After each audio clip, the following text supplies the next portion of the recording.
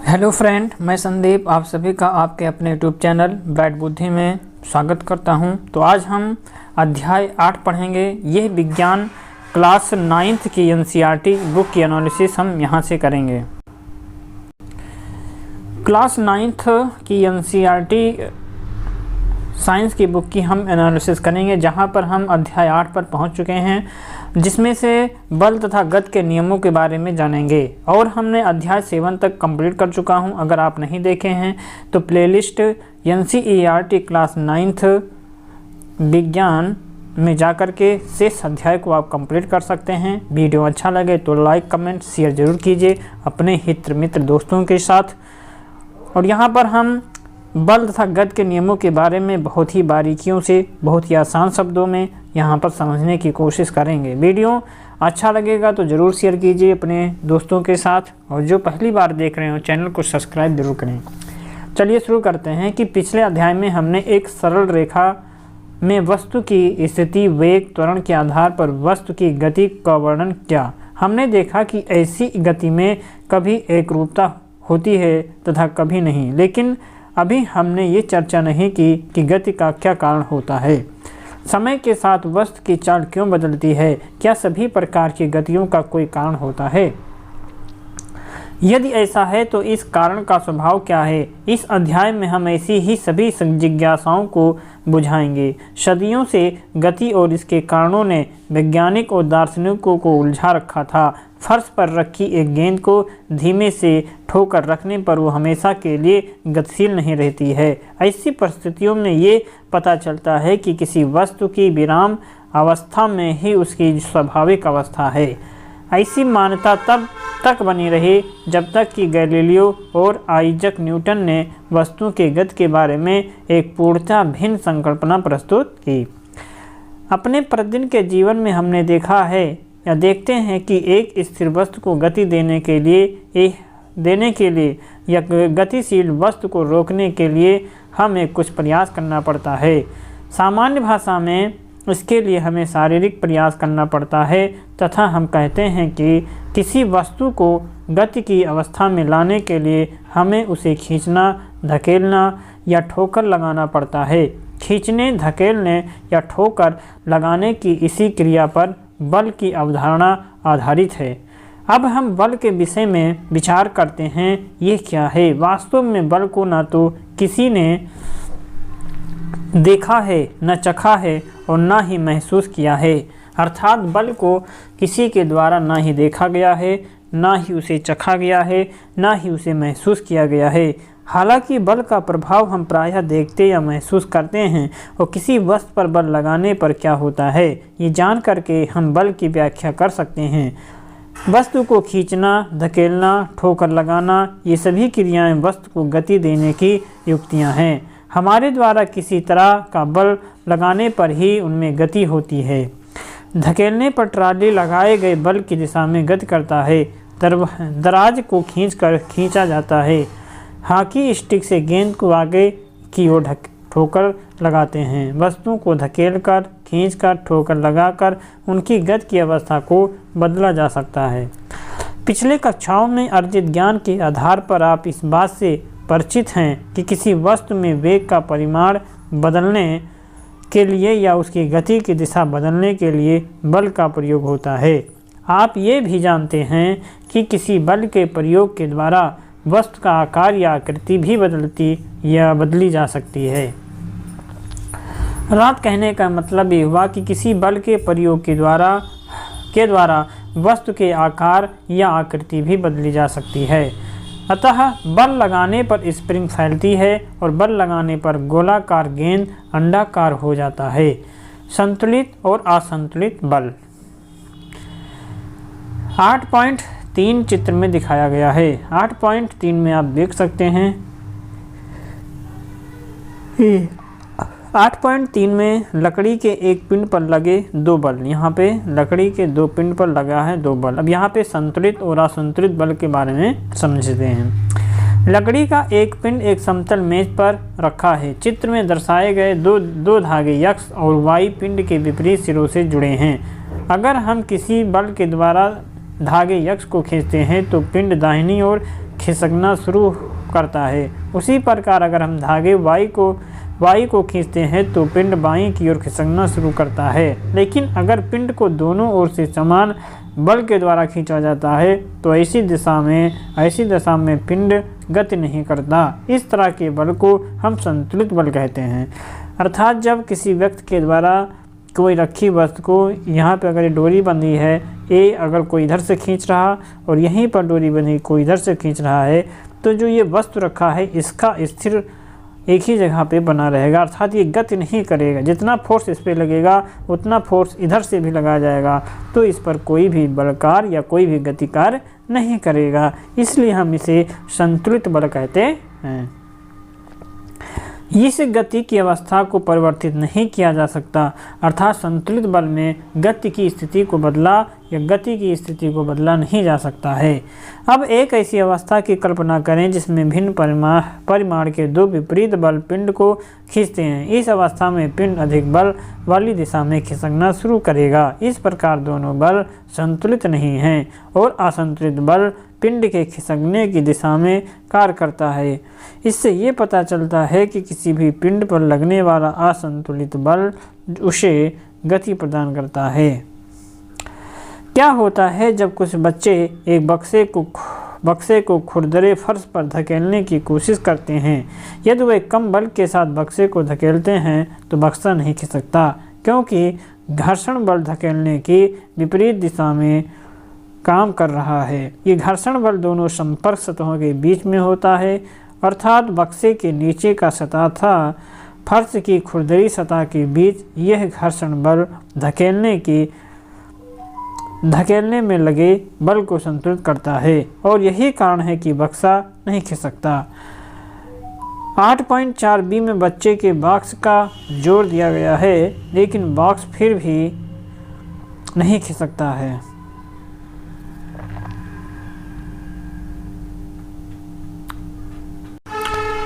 लेकिन बक्सा जो है फिर भी नहीं खिसकता है। ऐसा इसलिए क्योंकि घर्षण बल अभी भी धकेलने वाले बल को संतुलित कर रहा है। अगर बच्चे बक्से को ज़्यादा जोर से धकेलते हैं तब धकेलने वाला बल घर्षण बल से अधिक हो जाता है। यहाँ असंतुलित बल कार्य करता है, इसीलिए बक्सा खिसकने लगता है। जब हम साइकिल चलाते हैं तो क्या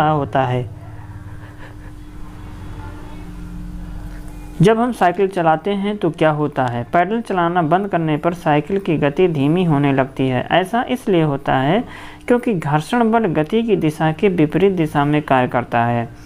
साइकिल को गति में रखने के लिए हमें फिर से पैडल चलाना पड़ता है। इस अवस्था में ऐसा प्रतीत होता है कि किसी वस्तु को सतत गतिशील बनाए रखने के लिए एक असंतुलित बल की आवश्यकता होती है। तथापि वो बिल्कुल गलत है। कोई वस्तु समान वेग के साथ केवल तभी गतिशील रह सकती है जब उस पर लगने वाला बल संतुलित होते हैं तथा वस्तु पर कोई नेट बाह्य बल कार्य नहीं करता है। अगर किसी वस्तु पर असंतुलित बल लगाया जाता है तो उसके वेग में परिवर्तन या उसकी दिशा में परिवर्तन होता है। इस प्रकार किसी वस्तु को त्वरित करने के लिए एक असंतुलित बल की आवश्यकता होती है और उसकी गति या गति की दिशा में तब तक परिवर्तन होता रहेगा जब तक ये संतुलित बल उस पर कार्य करता रहेगा। तथापि ये बल हटा लेने पर वस्तु प्राप्त हुए वेग से गतिमान रहेगी। गति का प्रथम नियम। वस्तु की किसी अनंत तल पर गति को देख करके गैलीलियो ने यह निष्कर्ष निकाला कि जब तक कोई बाह्य बल कार्य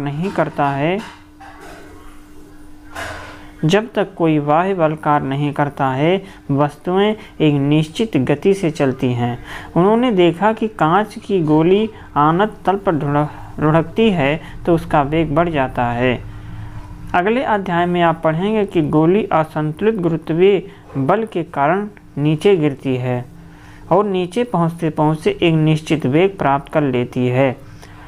8.5b में दर्शाया गया है, जब ये कांच की गोली ऊपर की ओर चढ़ती है तब इसका वेग घटता है 8.5 में दोनों ओर से एक आदर्श घर्षण रहित अनंत तल पर एक गोली स्थिर है। गैलीलियो ने तर्क दिया कि जब गोली की बाईं ओर से छोड़ा जाता है तब ये ढाल पर नीचे की ओर लुढ़कते तथा दाईं ओर के अनंत तल पर उतनी ही ऊंचाई तक जाएगी जितनी ऊंचाई से उसे छोड़ा गया था। यदि दोनों ओर के तलों के झुकाव समान हैं तो गोली उतनी ही दूरी चढ़ेगी जितनी दूर तक वो लुढ़की थी।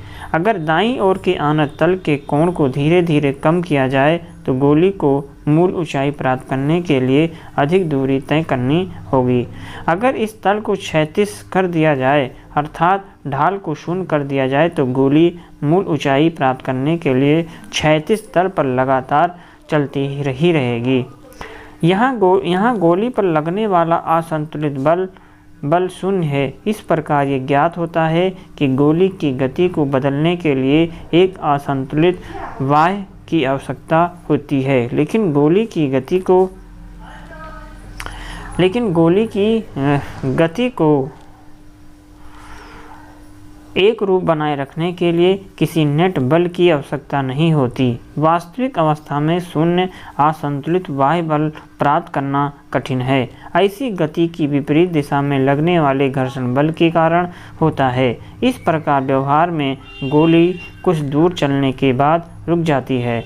घर्षण के प्रभाव को न्यूनतम करने के लिए चिकनी कांच की गोली तथा चिकने समतल का प्रयोग एवं समतल की सतह पर चिकनाई युक्त पदार्थ का लेप किया जाता है। न्यूटन ने बल एवं गति के बारे में गैलीलियो के विचारों को आगे विकसित किया। उन्होंने 3 मौलिक नियमों को प्रस्तुत किया जो किसी वस्तु की गति को वर्णित करते हैं। इन नियमों को न्यूटन के गति के नियमों के नाम से जाना जाता है। गति का प्रथम नियम इस प्रकार है। प्रत्येक वस्तु अपनी स्थिर अवस्था या सरल में एक समान गति की अवस्था में बनी रहती है जब तक कि उस पर कोई बाह्य बल कार्यरत न हो। दूसरे शब्दों में सभी वस्तुएं अपनी गति की अवस्था में परिवर्तन का विरोध करती हैं। गुणात्मक रूप में किसी वस्तु के विरामावस्था में रहने या समान वेग से गतिशील रहने की प्रवृत्ति को जड़त्व कहते हैं। यही कारण है कि गति के पहले नियम को हम जड़त्व का नियम भी कहा जाता है। एग्जाम में पूछा जाता है कि जड़त्व का नियम क्या है, मतलब कि गैलीलियो के किस नियम को जड़त्व के नियम से जानते हैं। तो पहला नियम है, गति का पहला नियम जड़त्व के नियम से जाना जाता है। आइए हम गैलीलियो के जीवन परिचय के बारे में थोड़ा बहुत पढ़ते हैं। गैलीली का जन्म 15 फरवरी सन 1564 में इटली के पीसा शहर में हुआ था। गैलीलियो की बचपन से ही गणित तथा प्राकृतिक दर्शन में रुचि थी, परंतु पिता वेनेजो गैलीली उन्हें एक चिकित्सक बनाना चाहते थे। तदनुसार गैलीलियो ने सन 1581 में चिकित्सा उपाधि के लिए पीसा विश्वविद्यालय में नामांकन लिया। इस पाठ्यक्रम को वो कभी पूरा नहीं कर पाए क्योंकि उनकी वास्तविक रुचि गणित में थी। सन 1586 में उन्होंने अपनी प्राथमिक वैज्ञानिक पुस्तक द लिटिल बैलेंस या लॉ वैलेंसिटा लिखी, जिसमें उन्होंने एक तुलना द्वारा पदार्थों के आपेक्षिक घनत्व अथवा विशिष्ट गुरुत्व प्राप्त करने की आर्किमिडीज की विधि का वर्णन किया। सन 1589 में उन्होंने अपनी निबंध श्रेणी डी मोट्स में नत समतल के प्रयोग से किसी गिरती हुई वस्तु के गिरने की दर कम होने संबंधी अपने सिद्धांत को प्रस्तुत किया। सन 1952 में उन्हें वेनिस गणराज्य के पाडुआ विश्वविद्यालय में गणित के प्रोफेसर पद पर नियुक्त किया गया था। यहाँ भी उन्होंने लगातार गतिज सिद्धांतों पर परीक्षण किया। उन्होंने नत समतल तथा लोलक संबंधी अपने अध्ययन के द्वारा नियत त्वरण से गतिशील वस्तुओं से संबंधित परिष्कृत नियम प्रतिपादित किया था। गैलीलियो एक कुशल शिल्पकार भी थे। उन्होंने विभिन्न प्रकार के दूरदर्शियों की श्रेणी विकसित की, जिनकी प्रकाशिक दक्षता उस समय उपलब्ध दूरदर्शियों से काफ़ी उत्तम थी। सन 1640 के आसपास उन्होंने प्रथम लोलक घड़ी की संरचना की। उनके खगोलीय आविष्कारों की एक पुस्तक स्टारी मैसेंजर में गैलीलियो ने चंद्रमा पर पहाड़ों छोटे छोटे सितारों से मिलकर के बनी आकाशगंगा तथा बृहस्पति ग्रह के परितः 4 छोटे पिंडों को घूमते हुए देखने का दावा किया। उन्होंने अपनी पुस्तक डिस्कोर्स ऑन फ्लोटिंग बॉडीज तथा letters on the sunspot में सूर्य पर उपस्थित धब्बों के संदर्भ में उन्होंने प्रेक्षणों का रहस्य उद्घाटन भी किया। अपने स्वयं के द्वारा निर्मित दूरदर्शियों के प्रयोग के द्वारा शनि तथा शुक्र ग्रह के निरीक्षण से गैलीलियो ने ये तर्क दिया कि सभी ग्रह सूर्य के परिता ही कक्षीय गति करते हैं, न कि पृथ्वी के परिता। यह विचार उस समय प्रचलित विचारधारा के विपरीत था।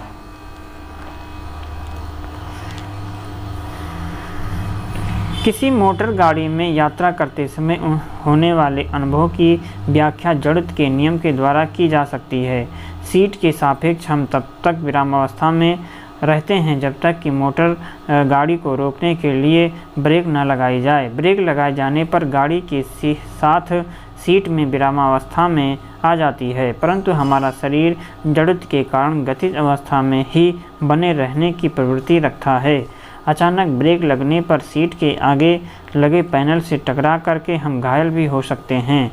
इस तरह के दुर्घटना से बचने के लिए सुरक्षा बेल्ट का उपयोग किया जाता है। ये सुरक्षा बेल्ट हमारे आगे बढ़ने की गति को धीमा करती है। इसके विपरीत अनुभव हमें तब होता है जब हम मोटर बस में खड़े होते हैं एवं मोटर बस अचानक चल पड़ती है। इस स्थिति में हम पीछे की ओर झुक जाते हैं। ऐसा इसलिए होता है क्योंकि मोटर बस के अचानक गति में आ जाने से हमारा पैर जो मोटर बस के फर्श के संपर्क में रहता है गति में आ जाता है, परंतु शरीर का ऊपरी भाग जड़त्व के कारण इस गति का विरोध करता है। जब कोई मोटर कार तीव्र गति के साथ किसी तीक्ष्ण मोड़ पर मुड़ती है तो हम एक ओर झुकने लगते हैं।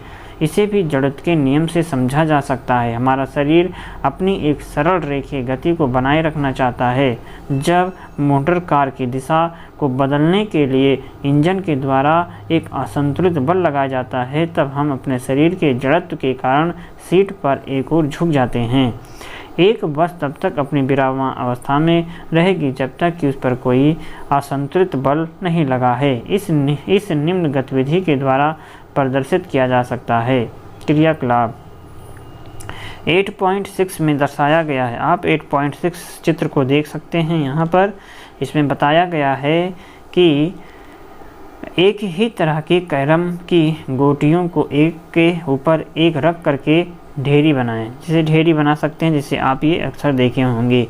एक अन्य गोटी को अपनी अंगुली से तीव्रता से क्षैतिज झटका दे करके ढेरी की सबसे नीचे वाली गोटी पर टकराइए। यदि आप गोटी को पर्याप्त तीव्रता से टकराते हैं तो आप देखेंगे कि केवल नीचे वाली गोटी ही शीघ्रता से ढेरी से बाहर आती है। नीचे वाली गोटी के बाहर आ जाने के बाद शेष गोटियां अपने जड़त्व के कारण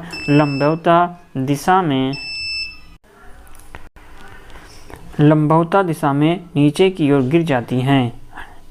किसी तीव्र गति की कैरम की गोटी से टकरा करके ढेरी की सबसे नीचे वाली गोटी ही ढेरी से बाहर आती है। कांच के एक खाली गिलास के ऊपर एक कड़े ताश का पत्ता रखें। 8.7 में दर्शाया गया है, आप इसे देख सकते हैं। पत्ते के ऊपर 5 रुपये का सिक्का रखें। पत्ते को अंगुलियों से तीव्र क्षैतिज झटका दें। आप पाएंगे कि पत्ता आगे खिसक जाता है तथा सिक्का अपने जड़त्व के कारण नीचे की ओर गिलास में गिर जाता है। ऐसा इसलिए होता है क्योंकि पत्ते के हटने के बाद भी सिक्का अपनी विराम अवस्था को बनाए रखना चाहता है। अंगुली से ताश के पत्ते को झटका देने पर पत्ते के ऊपर रखा सिक्का नीचे की ओर गिलास में गिर जाता है। पानी से भरा गिलास किसी ट्रे पर रखिए। ट्रे को हाथ से पकड़ जितनी तेज़ी से हो सके घूम जाइए। हम देखते हैं कि गिलास लुढ़क जाता है और पानी छलक जाता है। क्योंकि क्या आप अब समझे कि प्लेट में कप को रखने के लिए खांचा क्यों बना होता है? अचानक झटका लगने की दशा में प्लेट का खांचा कप को गिरने से रोकता है। जड़त्व तथा द्रव्यमान। अभी तक दिए गए उदाहरणों और गतिविधियों से ज्ञात होता है कि प्रत्येक वस्तु अपनी गति की अवस्था में परिवर्तन का विरोध करता है, चाहे वह विरामावस्था में हो या गतिशील। वो अपनी मूल अवस्था को बनाए रखना चाहती है। वस्तु का यह गुण उसका जड़त्व कहलाता है। क्या सभी वस्तुओं का जड़त्व समान होता है? हम जानते हैं कि पुस्तकों से भरे बक्से को धक्का देने की अपेक्षा खाली बक्से को धक्का देना आसान होता है। उसी प्रकार हम एक फुटबॉल को किक लगाते हैं तो वो दूर चली जाती है, जबकि अगर हम उतने ही बल से उतने ही बड़े पत्थर पर किक लगाएं तो हो सकता है कि वो खिसके भी नहीं। हो सकता है कि ऐसा करते समय हमें चोट लग जाए। क्रियाकलाप 8.2 हम 5 रुपए के सिक्के के स्थान पर यदि कम द्रव्यमान के सिक्के का प्रयोग करते हैं तो हम पाते हैं कि उसी क्रिया को करने में हमें कम बल की आवश्यकता होती है। एक ठेला गाड़ी को चलाने के लिए जितने बल की आवश्यकता होती है उतना बल यदि किसी रेलगाड़ी पर लगाया जाए तो उसकी गति में न के बराबर परिवर्तन होगा, क्योंकि ठेला गाड़ी की तुलना में रेलगाड़ी अपनी गति में कम परिवर्तन चाहती है। इस प्रकार हम कह सकते हैं कि रेलगाड़ी का जड़त्व ठेला गाड़ी से अधिक है। इससे स्पष्ट है कि भारी वस्तुओं का जड़त्व अधिक होता है। मात्रात्मक रूप से किसी वस्तु का जड़त्व उसके द्रव्यमान से मापा जाता है। अतः हम जड़त्व और द्रव्यमान को निम्न रूप से परिभाषित कर सकते हैं। किसी भी वस्तु का जड़त्व उसका वह प्राकृतिक गुण है जो उसकी विराम या गति की अवस्था में परिवर्तन का विरोध करता है। इस प्रकार किसी वस्तु का द्रव्यमान उसके जड़त्व की माप है। इस प्रकार किसी वस्तु का द्रव्यमान उसके जड़त्व की माप है। गति का दूसरा नियम। गति का प्रथम नियम ये बताता है कि जब कोई असंतुलित बाह्य बल किसी वस्तु पर कार्य करता है तो उसके वेग में परिवर्तन होता है, अर्थात वस्तु त्वरण प्राप्त करती है। अब हम देखेंगे कि किसी वस्तु का त्वरण उस पर लगाए गए बल पर कैसे निर्भर होता है तथा उस बल को हम कैसे मापते हैं। आइए कुछ दैनिक अनुभवों का अध्ययन करें। टेबल टेनिस खेलने के दौरान यदि गेंद किसी खिलाड़ी के शरीर से टकराती है तो वो घायल नहीं होता। गति से आती हुई क्रिकेट की गेंद किसी दर्शक को लगने के बाद उसे घायल कर सकती है। सड़क के किनारे खड़े किसी ट्रक से कोई दुर्घटना नहीं होती, परंतु 5 मीटर प्रति सेकंड जैसी कम गति से चलते हुए ट्रक से टक्कर रास्ते में खड़े किसी व्यक्ति की मृत्यु का कारण बन सकती है। एक छोटे द्रव्यमान की वस्तु जैसे गोली को अगर बंदूक से तीव्र वेग से छोड़ा जाए तो वह भी किसी व्यक्ति की मृत्यु का कारण बन सकती है। इससे पता चलता है कि वस्तु के द्वारा उत्पन्न प्रभाव वस्तु की द्रव्यमान एवं वेग पर निर्भर करता है। इसी प्रकार यदि किसी वस्तु को त्वरित किया जाता है तो अधिक वेग प्राप्त करने के लिए अधिक बल की आवश्यकता होती है। दूसरे शब्दों में हम कह सकते हैं कि वस्तु के द्रव्यमान एवं वेग से संबंधित एक महत्वपूर्ण राशि होती है। संवेग नामक इस राशि को न्यूटन ने प्रस्तुत किया था। किसी वस्तु का संवेग p उसके द्रव्यमान m और वेग v के गुणनफल से परिभाषित किया जा सकता है, अर्थात p बराबर mv। संवेग में परिमाण और दिशा दोनों होते हैं और इसकी दिशा वही होती है जो वेग की होती है। संवेग का SI मात्रक किलोग्राम मीटर प्रति सेकंड होता है। क्या होता है? किलोग्राम मीटर प्रति सेकंड होता है। चूँकि किसी असंतुलित बल के प्रयोग से उस वस्तु के वेग में परिवर्तन होता है, इसीलिए ये कहा जा सकता है कि बल ही संवेग को भी परिवर्तित करता है। एक ऐसी अवस्था के बारे में विचार करें जिसमें खराब बैटरी वाली एक कार को सीधी सड़क पर 1 मीटर प्रति सेकंड की गति प्रदान करने के लिए धक्का दिया जाता है, जो कि उसके इंजन को स्टार्ट करने के लिए पर्याप्त है। यदि 1 या 2 व्यक्ति इसे अचानक धक्का देते हैं तो भी ये स्टार्ट नहीं होती, लेकिन कुछ समय तक लगातार धक्का देने से कार उस गति पर आ जाती है। इससे स्पष्ट है कि कार के संवेग में परिवर्तन केवल बल के परिमाण से ही नहीं होता, बल्कि उस समय से है जितने समय तक उस पर बल लगाया जाता। इससे ये भी निष्कर्ष निकाला जा सकता है कि वस्तु के संवेग में परिवर्तन लाने में लगने वाला बल उसकी उस समय पर निर्भर करता है जिसमें कि संवेग में परिवर्तन होता है। गति का द्वितीय नियम यह भी बताता है कि किसी वस्तु के संवेग में परिवर्तन की दर उस पर लगने वाले असंतुलित बल की दिशा में बल के समानुपाती होता है। गति के द्वितीय नियम की गणितीय गणना। अब ये द्वितीय नियम की गणितीय गणना है तो ये आप ज़्यादा इम्पोर्टेंट है नहीं, तो इसको हम यहीं पे छोड़ देंगे। ठीक है, कुछ ज़्यादा लंबा हो जाएगा नहीं तो वीडियो, तो हम यहाँ पे अब तृतीय नियम को पढ़ते हैं। ठीक है, पहले दोनों गति के नियमों से हमें ज्ञात होता है कि कोई प्रयुक्त बल वस्तु की गति की अवस्था में परिवर्तन लाता है तथा इनमें से हमें बल को मापने की विधि भी प्राप्त होती है। गति के तीसरे नियम के अनुसार जब एक वस्तु दूसरी वस्तु पर बल लगाती है तो दूसरी वस्तु द्वारा भी पहली वस्तु पर तात्क्षणिक बल लगाया जाता है। ये दोनों बल परिमाण में सदैव समान लेकिन दिशा में विपरीत होते हैं। इसका तात्पर्य है कि बल सदैव युगल रूप में होते हैं। ये बल कभी एक वस्तु पर कार्य नहीं करते बल्कि दो अलग अलग वस्तुओं पर कार्य करते हैं।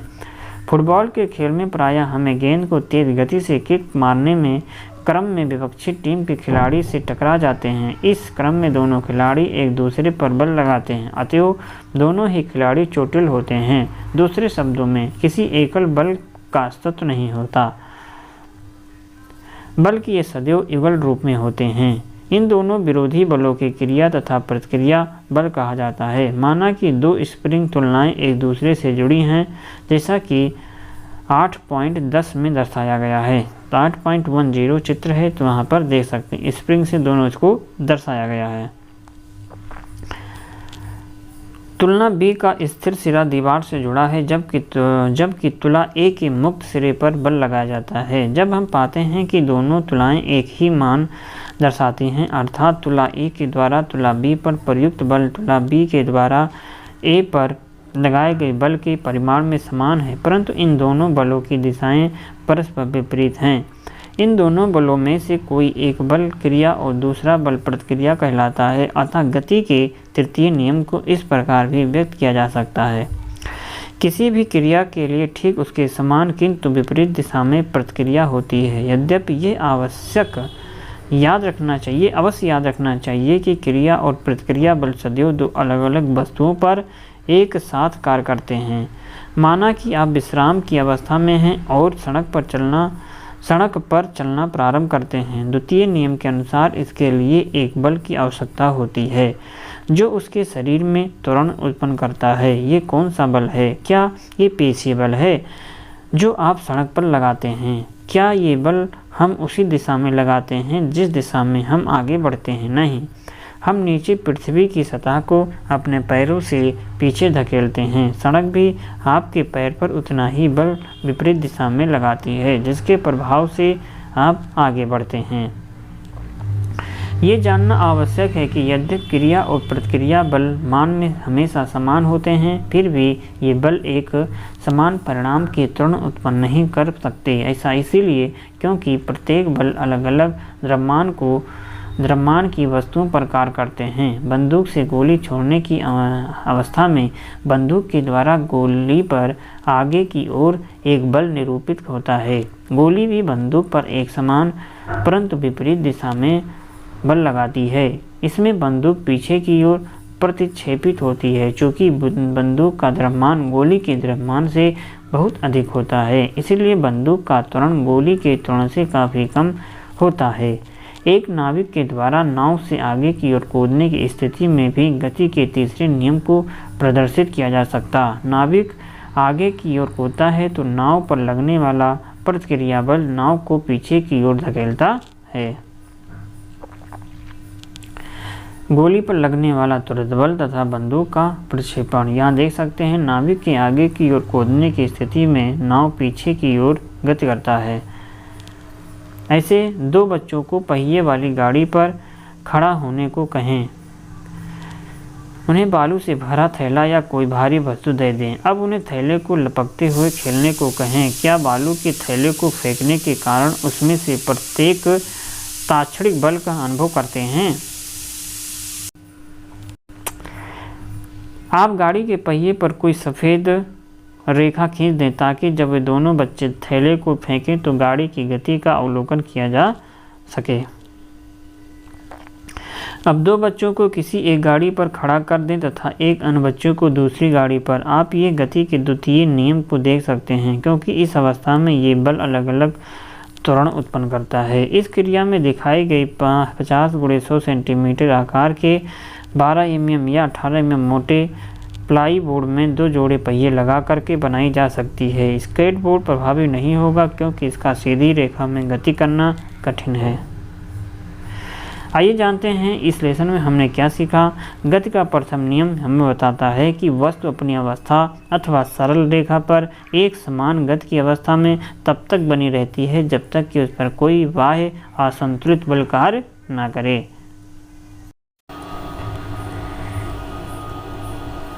वस्तुओं के द्वारा अपनी गति की अवस्था में परिवर्तन का विरोध करने की प्रवृत्ति को जड़त्व कहते हैं। किसी वस्तु का द्रव्यमान उसके जड़त्व की माप है जिसका SI मात्रक किलोग्राम होता है। मतलब किसी वस्तु का द्रव्यमान जो है उसके जड़त्व की माप होता है जिसका SI मात्रक किलोग्राम है। घर्षण बल सदैव वस्तु की गति का विरोध करता है। घर्षण बल जो होता है सदैव अपनी गति का विरोध करेगा। गति का द्वितीय नियम किसी वस्तु के संवेग परिवर्तन की दर वस्तु पर आरोपित असंतुलित बल के समानुपाती एवं बल की दिशा में होती है। बल का मात्रक किलोग्राम मीटर प्रति सेकंड स्क्वायर होता है। इसे न्यूटन के नाम से भी जाना जाता है तथा प्रतीक जो बल का प्रतीक होता है यन, अर्थात जो न्यूटन का प्रतीक होता है इसे हम यन के द्वारा व्यक्त करते हैं। 1 न्यूटन का बल किसी 1 kg द्रव्यमान की वस्तु में 1 मीटर प्रति सेकंड स्क्वायर का त्वरण उत्पन्न करती है। अर्थात जो बल होता है, बल का जो SI मात्रक है ये किलोग्राम है ना, किलोग्राम मीटर प्रति सेकंड होता है। ठीक है, यहाँ पर जो है लिखा है किलोग्राम मीटर प्रति सेकंड स्क्वायर।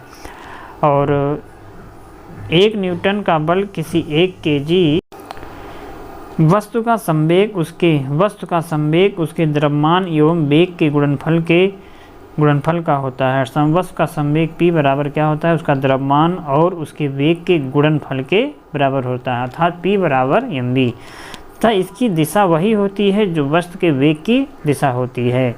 इसका जो SI मात्रक होता है किलोग्राम मीटर प्रति सेकंड होता है। गति का तृतीय नियम प्रत्येक क्रिया के समान एवं विपरीत प्रतिक्रिया होती है। ये 2 विभिन्न वस्तुओं पर कार्य करता है। और यहाँ पे ये अभ्यास प्रश्न है जो आप यहाँ से देख सकते हैं।